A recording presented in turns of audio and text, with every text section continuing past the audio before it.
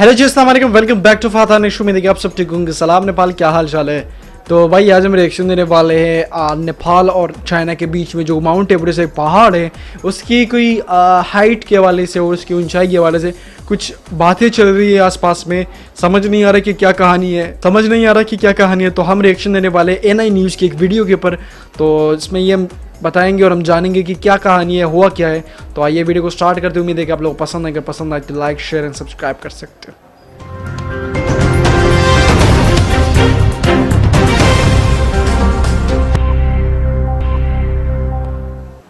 दुनिया की सबसे ऊंची चोटी कही जाने वाली माउंट एवरेस्ट की नई ऊंचाइयां सामने आई हैं। नेपाल और चीन ने संयुक्त रूप से माउंट एवरेस्ट की संशोधित ऊंचाई का ऐलान किया है। इसके साथ ही एवरेस्ट की ऊंचाई को लेकर उठ रहे विवाद पर भी विराम लग चुका है। चीन और नेपाल के मुताबिक अब माउंट एवरेस्ट की नई ऊंचाई 8,848.86 मीटर है।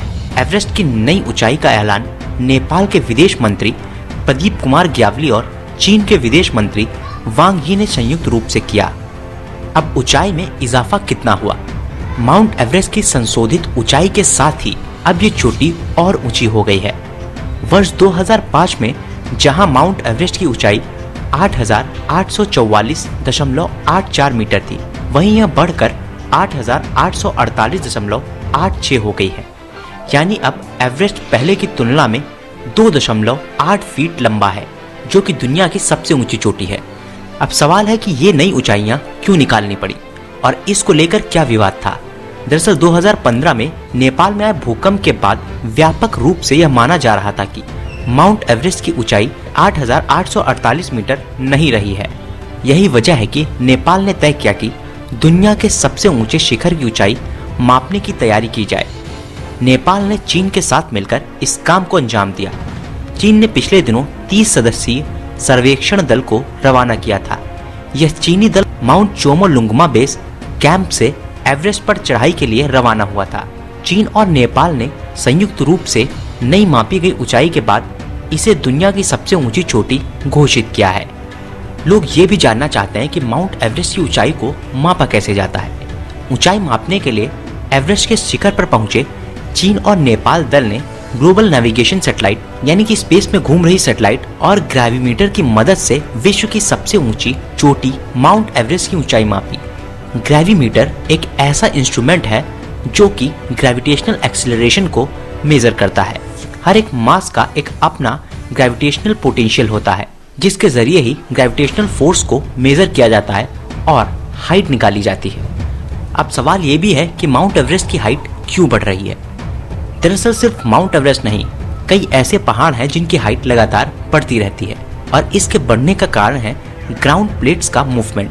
जी हाँ, माउंट एवरेस्ट के केस में इंडियन कॉन्टिनेंटल प्लेट मूव कर रही है एशिया की तरफ, जिससे एक पुश मिल रहा है हिमालयन माउंटेन को और उसकी वजह से ही माउंटेन की हाइट लगातार बढ़ रही है। इसको एक हम छोटे से एग्जाम्पल से भी देख सकते हैं कि कैसे प्लेट्स के मूवमेंट से माउंटेन्स बनते हैं और उन्हीं बनावट से ही हाइट और बढ़ती जा रही है, क्योंकि प्लेट्स में लगातार मूवमेंट हो रहा है। तो ये है माउंट एवरेस्ट के हाइट बढ़ने के पीछे की वजह। माउंट एवरेस्ट की ऊंचाई को मापने के लिए चढ़ाई करने वाले दलों में पेशेवर पर्वत आरोही और चीन के प्राकृतिक संसाधन मंत्रालय सर्वेक्षक शामिल थे।